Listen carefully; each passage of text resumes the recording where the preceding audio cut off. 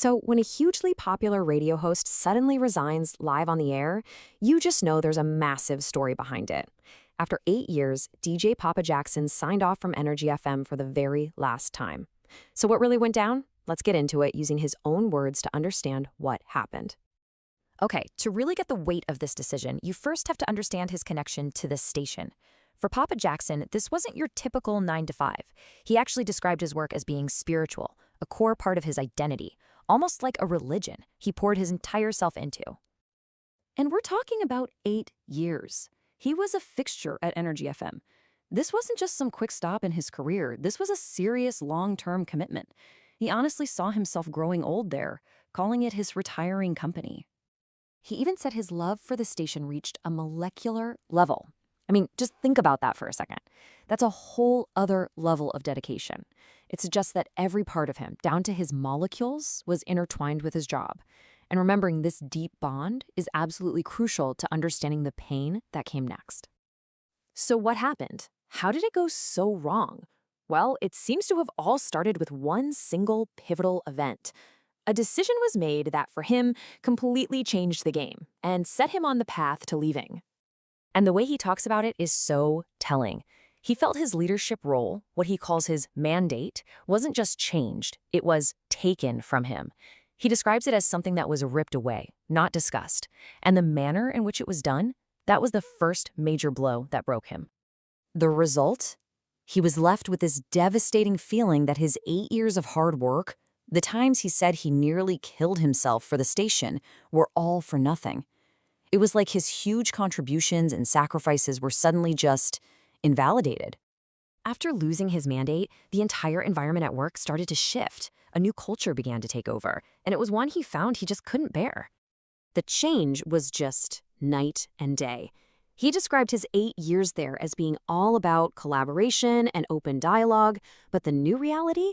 It was cold, impersonal, and totally silent. All orders came through memos. Direct conversation was apparently off the table. For a radio station that's literally built on communication, the irony is just painful. And on top of that communication breakdown, there were all these little things, these daily indignities. His old office, a space he practically built himself, was padlocked. He couldn't even get inside to grab his personal stuff. These weren't just small issues. They were daily reminders of how much things had changed. You know, when it comes right down to it, it all boiled down to feeling completely disrespected. After pouring his life into that station for 8 years, he wasn't asking for special treatment. He just wanted some basic consideration, a little bit of flexibility with the new rigid rules as a nod to his service. But from his perspective, he got none of that.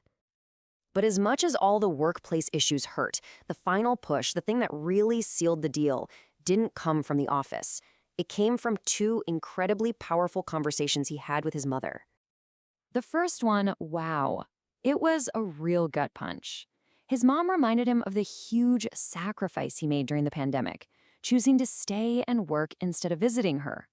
Hearing her say, "You prioritize them, and they just did this to you," must have been just heartbreaking. And then came the final, liberating words. Now, you have to remember, he was her financial provider, so he was probably stunned when his mom just told him, if it's enough, it's enough. It was this incredible act of love, basically giving him permission to put his own happiness first. And that was it. He says it himself, that was the real turning point. It wasn't the memos or the padlocked door that made him decide to leave. It was the emotional clarity he got from his mother. So, this brings us to that dramatic conclusion, the on-air resignation that took everybody by surprise. But it turns out there was a very, very specific reason he chose to do it that way. It's the question on everyone's mind, right? Why not just hand in a notice quietly on a Monday? Why do it so publicly on a Friday night? The answer is actually pretty simple. He was afraid. He'd seen a former colleague, Chico Garcia, leave without getting a chance to say a proper farewell to his listeners. He was terrified the same thing would happen to him. Announcing it live on air was his one and only guarantee that he could say goodbye on his own terms. But despite all the pain and frustration, he still took the time to thank the people who mattered. He thanked the president for the opportunity he was given, his co-host for her loyalty, and of course, the staff and all the loyal listeners who were the bedrock of his 8-year journey. And we'll end on this piece of advice from his friend Chico Garcia. the very same colleague whose silent exit he was so afraid of. This quote just perfectly captures the heart of his decision. In the end, it wasn't about the job, or the title, or the money. It was about choosing peace of mind. And it leaves us all with a pretty powerful question. At what point is your own well-being worth more than any paycheck?